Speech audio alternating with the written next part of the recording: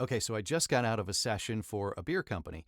I just wanted to share with you my process after I record of what I do to try and find who I worked with. So in this session, I know the engineer already. He's in New York. I've got his contact information. I'll be able to contact him later just with a, hey, thank you, or maybe send some swag. I've got some swag in the back, like either a tumbler with my logo on it or something else. But I also like to do that for clients as well. So the agency had 4 people on the line. There were only 2 of the 4 that actually talked. I know one of them was a copywriter. The other one was a producer. I haven't looked them up yet. But what I do afterwards is, okay, I've got the first name, and I'll look up on LinkedIn the name that I have. It just so happens that my agent already sent me the agreement. Otherwise, I wouldn't have known the ad agency. There are ways of finding that out. So I looked at the agreement. Oh, it's under such and such ad agency. So I go to one of the names because the producer had signed the agreement. So I looked up his name, connect with him, and then, oh, he works for this ad agency. Then I go to the ad agency page on LinkedIn. Then you go down to people. And I have 3 other names that I have. Not their last names, just their first name. Let me just type in one of them.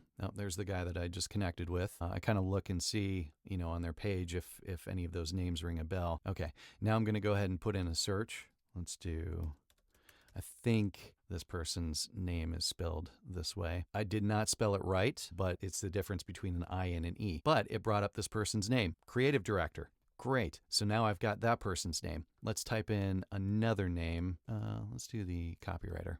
Copywriter isn't in there. Let me see. I typed in copywriter and it brought up a couple people that isn't in my list. So I'm going to bypass that for now and then look at the other name that I have. And that name didn't show up. So I at least have 2 names that I'm good to go on within this agency. Now, even though I don't have the other contact information for the other 2 people, I do have 2 people that I have connected with on LinkedIn.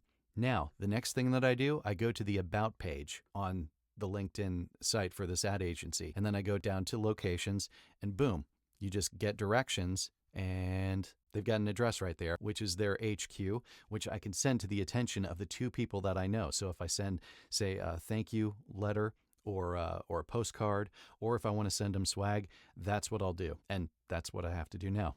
Type out all that stuff and then get it out in the mail. So I just wanted you to see my process in keeping up with my contacts, and then I'll put it into an Excel spreadsheet of this is who I worked with on this day for what gig that I had so that I don't forget. And I'll usually mention that within the messaging within LinkedIn. So if I look on LinkedIn, oh, I worked with them on this project on this day. So I hope that helps you. If you need more information, you can always reach out to us, Mike at AtlantaVoiceOverStudio.com, or hit us up on our socials. Thanks for watching.